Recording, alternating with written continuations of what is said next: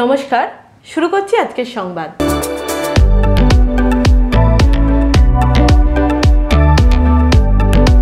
পূর্ব বর্ধমান জেলার খণ্ডঘোষ ব্লকের তরুল ও উকৃত গ্রামের প্রায় ৭৫ জন পুণ্যার্থী শিবের মাথায় জল ঢালার জন্য তারকেশ্বরের উদ্দেশ্যে রওনা হলেন।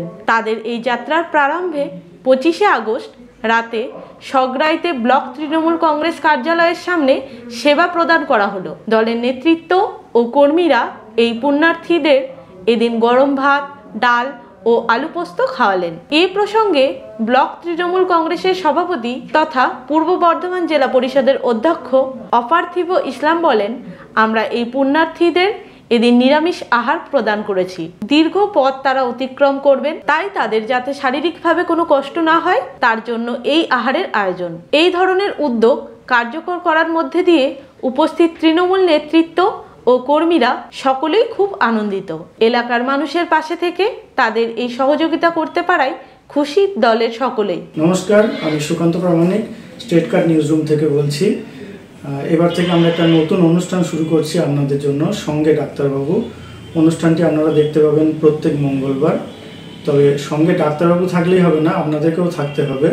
আপনাদের জন্যই করা। এখানে আপনারা চিকিৎসা সংক্রান্ত বিভিন্ন বিষয়ে খুঁটিনাটি তথ্য জানতে পারবেন, যেগুলো হয়তো আপনাদেরকে কোনো না কোনোভাবে সাহায্য করলেও করতে পারে। যদি কোনোভাবে সাহায্য করে থাকে তাহলে সব থেকে আনন্দিত হব আমরা।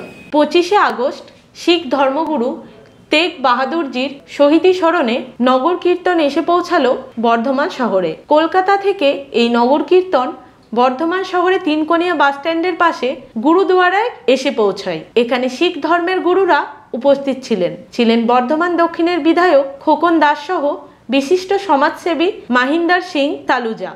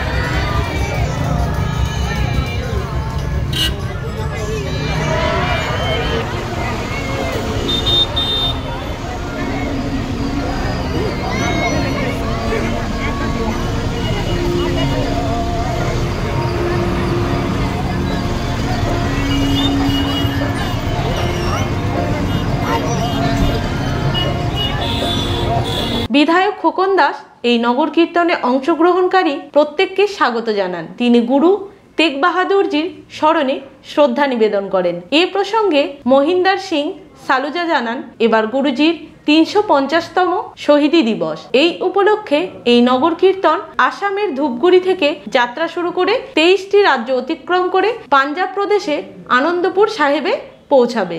এই যাত্রাকালে নগর কীর্তন এদিন বর্ধমানে পৌঁছায়। সেখানে নগর কীর্তনে অংশগ্রহণকারী প্রত্যেককে আমরা সাদরে বরণ করে নিই। মহিন্দর সিং সালুজা বলেন, নিজের ধর্মকে রক্ষা করার জন্য গুরু তেগ বাহাদুরজি শহীদের মৃত্যুবরণ করেছিলেন।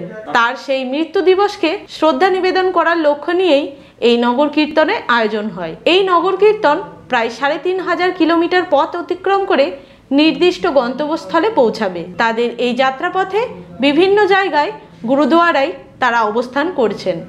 आज आप जो देख रहे हैं ये विशाल नगर कीर्तन जागृति यात्रा जो धन धन श्री गुरु तेग बहादुर साहब जी के 350 साल शहीदी पर्व के मौके पर असम में धुबड़ी साहब गुरुद्वारा साहब जहाँ पे गुरु तेग बहादुर साहब गए थे, वहाँ से चल के ये तकरीबन 20-25 स्टेटों के बीच से होते हुए 3500 किलोमीटर चल के इस नगर कीर्तन की समाप्ति अनंतपुर साहब में जाके होगी। अभी आप देख रहे हैं असम से होते हुए बंगाल में, अभी हम लोग बर्धमान में खड़े हैं वेस्ट बंगाल में। यहाँ से ये नगर कीर्तन पानागढ़, दुर्गापुर, रानीगंज, आसनसोल होते हुए आज रात को आसनसोल में ठहराव है। कल सवेरे वहाँ से चल के जमशेदपुर टाटा नगर के लिए और प्रस्थान करेगा। बहुत विशाल हजारों की गिनती में संगते गुरु तेग बहादुर साहब के गुरु गोविंद सिंह जी महाराज के शस्त्र वगैरह के दर्शन कर रहे हैं। वो पीछे वाली गाड़ी में आगे में गुरु महाराज जी का स्वरूप है। आप सभी को इस मौके पर बहुत बहुत बधाई, जो आप सब हमारे इस जीवन में ये 350 साल देखने को मिला। हम बहुत भाग्य कुछ हैं जो गुरु महाराज का आशीर्वाद मिला। हम लोग सब संगते इस जागृति यात्रा का दर्शन कर सक रहे हैं। वाहेगुरु जी का खालसा, वाहेगुरु जी की फतेह।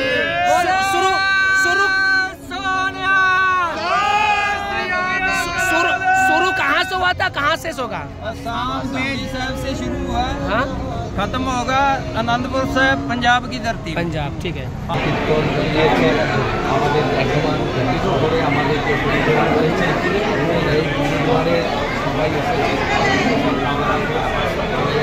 পরিস্থিতি আছে যেখানে ধর্মীয় সমন্বয় খুব ভালোভাবে এখানে পালন করা হয় এবং শাসক শ্রেণী সবসময় সংখ্যালঘুর পাশে আছে। যে কোনো রাজ্যের যে উন্নয়নের মাপকাঠি হয় সেটা হয় সেখানকার সংখ্যালঘুদের কী অবস্থায় আছে।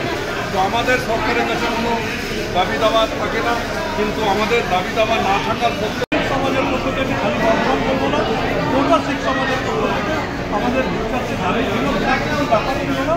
আমাদের ফুটবলের পেছনে যে নম্বর হন ওখানে প্রায় 1 হাজার জল ঢুকত, এখানে পেছনে ড্রেন হাই করে দেওয়ার জন্য আমরা মাইনরিটি কমিশনের দ্বারা এবং আমাদের মাননীয় বিধায়ক শ্রী খোকন দাস ওনাকেও বলেছিলাম, উনিও 3 বার ভিজিট করেছিলেন এবং ওইগুলো সব কাজ আমাদের মোটামুটি হয়ে গেছিল। নমস্কার, আমি সুকান্ত প্রামাণিক স্টেট কার্ড নিউজ রুম থেকে বলছি।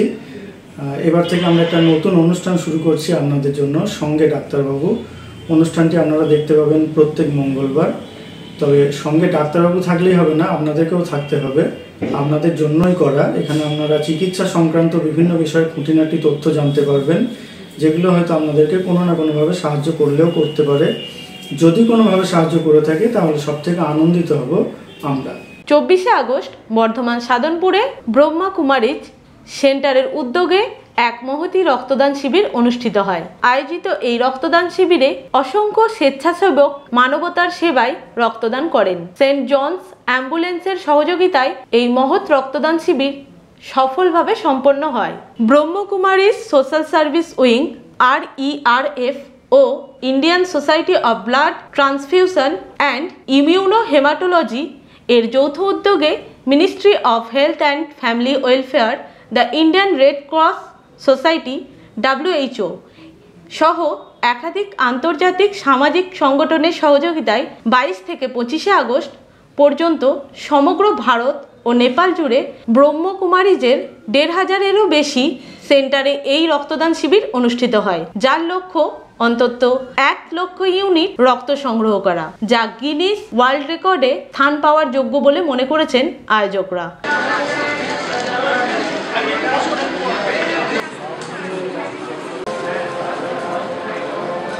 বিশ্বব্যাপী এই রক্তদান শিবিরের মূল উদ্দেশ্য gift of life, A mission of universal Brotherhood. এই ভাবনাকে সামনে রেখে সমাজে মানবতা, সহমর্মিতা ও ভ্রাতৃত্ববোধ ছড়িয়ে দেওয়াই হলো উদ্দেশ্য।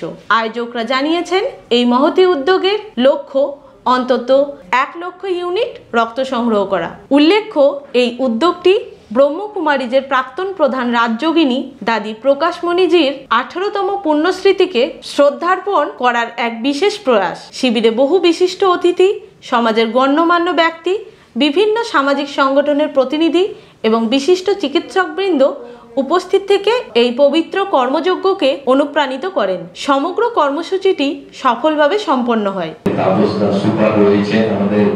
আগের সুপার আমাদের উৎপল দাস সহ আমাদের রাজেশদা আছেন, সবাই এখানে রয়েছে, আমাদের বিজয়দা থেকে শুরু করে বহু বিশিষ্ট মানুষজন এবং আমাদের সম্মানীয় ডাক্তারবাবুরা, সর্বোপরি এখানে যারা উপস্থিত হয়েছেন আমার দাদারা, আমার দিদি, বৌদি, বোনেরা, সবাইকে বড়দের আমি আমার প্রণাম, ছোটদের শুভেচ্ছা এবং ভালোবাসা জানাই।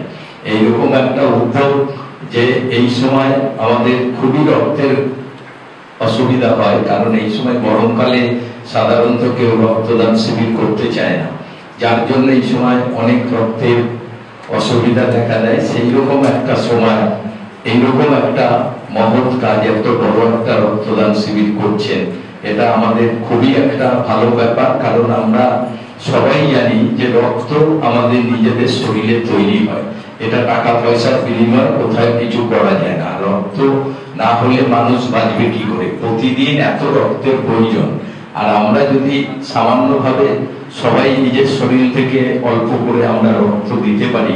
এই সময় একটু আমাদের এখানে ডক্টররাও রয়েছে, সামার সিজনে আমাদের সব থেকে বেশি ব্লাডের ডিমান্ড হয়, আমাদের অসুবিধা হয়, কিন্তু এই সময় আপনারা এই কাজটা করছেন, এটা খুব আমাদেরকে সাহায্য করবে। আশা করি আপনারা যেভাবে সারা বছর যে আরো সুন্দর সোশ্যাল সার্ভিস অনুষ্ঠান কাজগুলো করছেন, আপনারা এইরকম মানে ইনস্টিটিউশন গুলো আছে বলে আমাদের এখনো আমাদের সোসাইটির মধ্যে একটা ব্যালেন্সটা আমরা বজায় রাখতে পারছি। আমাদের যে ভারতবর্ষে যে সংস্কৃতি রয়েছে, আমাদের যে মূল কালচারের মধ্যে আমরা এখনো ব্রহ্মকুমারীসের মতো সংস্থা রয়েছে বলে আমরা এখনো আমাদের পুরনো যে সংস্কৃতি আমরা এখনো ধরে রাখতে পারছি। আমাদের সকলকে এরকম চিন্তা ভাবনার মধ্যে মেডিটেশনের মাধ্যমে আমাদেরকে ঈশ্বরের কাছে আরো আমাদেরকে নিয়ে গিয়ে আমাদের দৈনন্দিন জীবনে ডেইলি বেসিসে আমাদেরকে সেইভাবে এগিয়ে চলতে হবে, সেই রাস্তা ওনারা দেখাচ্ছেন। আমি মনে করি এই রাস্তাগুলো আমাদের সবাই যাওয়া উচিত। আমি আপনাদের সকলকে এরকম একটা সুন্দর প্রোগ্রাম অনুষ্ঠান অর্গানাইজ করার এবং আমাকে আমন্ত্রণ দেওয়ার জন্য আমি ধন্যবাদ জানিয়ে বক্তব্য শেষ করছি। নমস্কার। पूरे भारत में अलग अलग प्रकार के अवेकनिंग प्रोग्राम चल रहा है। ऐसे तो पूरा वर्ष चलता है, परंतु आज का दिन तो बहुत विशेष है।